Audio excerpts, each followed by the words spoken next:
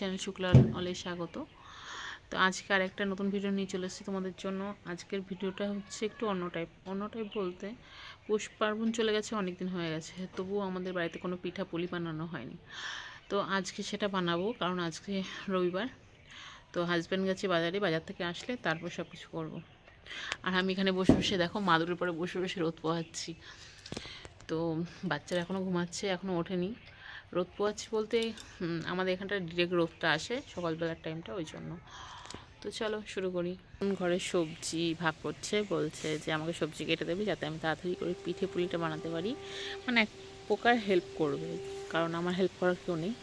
আর বাচ্চারা বল খেলা করছিল, আবার একটু ঘরে গেছে, কি করছে ঘরের মধ্যে জানি না, মানে ওদের ঠিক নেই কখন বল খেলা করে কখন কি করে। তো অ্যাকচুয়ালি এটা প্রতিটা বাচ্চাই করে, সবাই কম বেশি জানি, যার বাড়িতে বাচ্চা আছে তারা তো অবশ্যই জানি। তো চলো, তখন দাদাভাই সবজি কাটবে, কখন কাটে দেখি, আবার তখন একটু দেখিয়ে দেব। তো আমি একটু বল খেলে নিই, চলো। আসলে আজকে রবিবার, তো রবিবারে যেহেতু বাড়িতে থাকে একটু অনেক রকমভাবেই হেল্প করে আমাকে। তো আজকে কি হয় বলতে পারি না কতটা হেল্প করবে, যদিও বলেছে কিছুটা হেল্প করে দেবে। আর রবিবার করে বাড়ি থাকে মানে ওনার অনেকটাই পরিমাণে কাজ থাকে। যেসব ফ্যামিলি মেম্বাররা বাড়ির বাইরে কাজ করে, জব করে, তো তারা যেহেতু সানডেটা ছুটি পায়, সেদিন তো তাদের কত কাজ থাকে, সেটা যারা করে তারা তো অবশ্যই জানে, এবং ফ্যামিলি মেম্বাররা তো অবশ্যই জানে। তো আজকে কাজ যেগুলো বাকি ছিল বাজার করা বা অন্য কিছু যেগুলো, সেগুলো সব কিছু করা হয়ে গেছে। কালকে শনিবার ছিল, কালকে করে নিয়েছে। আর একটা বাকি হচ্ছে, আমার শাশুড়ি মাকে নিয়ে বিকেলবেলা ডাক্তারের কাছে যাবে, তাছাড়া বাদ বাকি সব কিছু করা হয়ে গেছে। তো চলো সবজি কাটাটা একটা দেখে আনি। উনি কিন্তু জানেও না যে আমি ভিডিও বানাচ্ছি, ভিডিও বানালে তাহলে একটু বকা দিত। আর এই যে বাচ্চারা আবার ঘর থেকে বেরিয়ে খেলা শুরু করে দিয়েছে, আর নিজে যেটা পড়েছিল সেটা কিন্তু আমি নিজে হাতে হাতে সেলাই করে ওটা বানিয়ে দিয়েছি আমার জামা দিয়ে। তো এবার বানাবো পিঠে, এটা ওকে বলে ছাঁচের পিঠে। এটা ওভেনে করা যায়, আর বেশি অংশ সবাই উনুনে করে। তো এটা আমার 8 বছরে কেনা ছিল, তো সেটাই বানাচ্ছি। এবার কিন্তু অনেক সুন্দর সুন্দর হচ্ছে। আর এক সাইডে মাছের তরকারি রান্না হচ্ছে, কারণ তোমাদের দাদা ভাই সবজিও কেটে দিয়েছে। তো আমি দুপুর 2টোর সময় শুরু করেছি রান্না বান্না সব কিছু একসঙ্গে, আর শেষ হয়েছে কিন্তু আমার রাত 9টা বেজে গেছে সব কিছু কমপ্লিট করতে। তার মধ্যে অবশ্য খাওয়া দাওয়াটা আর বাচ্চাদেরকে খাইয়ে ঘুম পাড়ানোটা করিয়ে নিয়েছিলাম, না হলে এটা সম্ভব হতো না। তো দেখো, আমি কিন্তু প্রথমে একটু তেল ব্রাশ করে নিয়ে তারপর ওই গোলাটা দিয়েছিলাম। তো আজকে যে পিঠেগুলো বানাচ্ছি সবগুলো কিন্তু গোলার উপরে।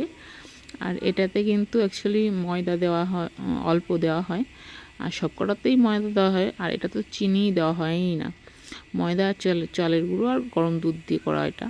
তো সবগুলোই কম বেশি তাই, একটা পরিমাপ হিসেবে নেওয়া। তো এই জিনিসটা আমার খুব ফেভারিট। আগে কিন্তু এতটা ভালো লাগতো না, এখন যতটা ভালো লাগে। তো দেখো আমি ঢেকে নিয়ে রেখে দেবো 7-5 মিনিট। তো দেখো এতটা কমপ্লিট হয়েছে। আর এগুলো এবার দুধটা জাল দিয়ে দুধে চোবাবো। আর তার মধ্যে দেখতে পাচ্ছি আমার হাতের অবস্থা কী হয়েছে, মানে বিশ্রী অবস্থা হয়ে গেছে। এবার ছুরি দিয়ে এটা উল্টে নেব। দেখো কত সুন্দর হয়েছে।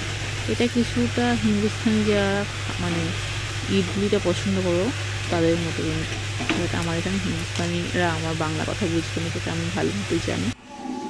এই যে দুধটা জাল দিয়ে নিচ্ছি, এর মধ্যে দিয়েছি আমি, এটা রেখে দেবো। আর এটার মধ্যে দিয়েছি এলাচ, চিনি, তেজপাতা আর পাটালি, যেটা খেজুরের গুড় দিয়ে তৈরি। আর ওই দুধটা আলাদাভাবে করার কারণ হলো বেশি হয়ে গেছিলো, ধরছিল না গামলায়, তাই জন্য। আর এবার করে নিচ্ছি তেলের পিঠে। এটা আমার কিন্তু 60 থেকে 70 পিস বানাতে হবে, একটা একটা করে ভাজছি, কারণ এগুলো একসঙ্গে ভাজা যায় না। আর এতগুলো করার কারণ হলো আমার 2 বাড়িতে দিতে হবে, এবং তাছাড়া আমার হাজব্যান্ড নিয়ে যাবে স্কুলে ওর কলিগদের খাওয়ানোর জন্য। তো সেই জন্য আমাকে একটু বেশি করতে হচ্ছে। আমাকে আবদার করে বলেছে যে তেলের পিঠে খাওয়াতে হবে, তো আর কি করা যায়, ওই জন্য বানাচ্ছি। যেহেতু বাচ্চারা এখন ঘুমাচ্ছে বলে কোনো চিন্তা নেই। একটা একটা করে ভেজে নেব উল্টে পাল্টে। আর এটাতে কিন্তু একটু দুধের পরিমাণটা বেশি, আর চিনি দিয়ে বানাচ্ছি এটা সম্পূর্ণ। চিনি, চালের গুঁড়ো, ময়দা একটু দুধের পরিমাণটা বেশি আছে। আর একটু বেশি সময় ফেটিয়ে নিলে তাহলে কি সুন্দর ফুলে ফুলে ওঠে। আমারগুলো অবশ্য গোল গাল ঠিকঠাক হচ্ছে না, তবু যা হচ্ছে মোটমাট লোকের সামনে একটু তুলে ধরার মতো। দেখো এতগুলো বানানো হয়েছে। আর এর আগেও কিছুটা বানিয়ে আমি সাইড করে রেখেছি, সব দেখানো সম্ভব না। আর এই হলো পাটিসাপটা, ওগুলো বহু সুন্দরী আছে। তোমরা কিন্তু আমার ওভেনটা দেখে কিছু ভেবো না, কারণ এতটা জিনিস একসঙ্গে বানানো হচ্ছে বলে ওরকম অবস্থা হয়ে গেছে। দেখো আমার এটা কিন্তু একটা বোতল ছিদ্র করে নিলে ভালো হতো, তো সেটার সময় আর হয়নি বলে এইভাবে বানাচ্ছি। এর উপর দিয়ে দেবো। এক হাতে ফোন ধরে আর এক হাতে করা অসম্ভব ব্যাপার।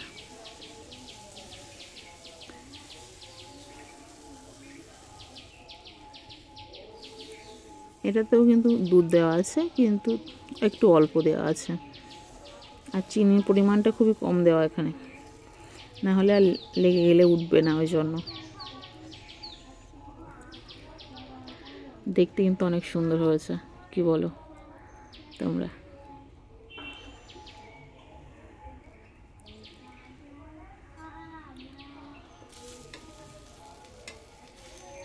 বাচ্চারা একটু বেশি হয়ে গেছে, কারণ এক হাতে ফোন ধরে আর এক হাতে করা সম্ভব হচ্ছে না।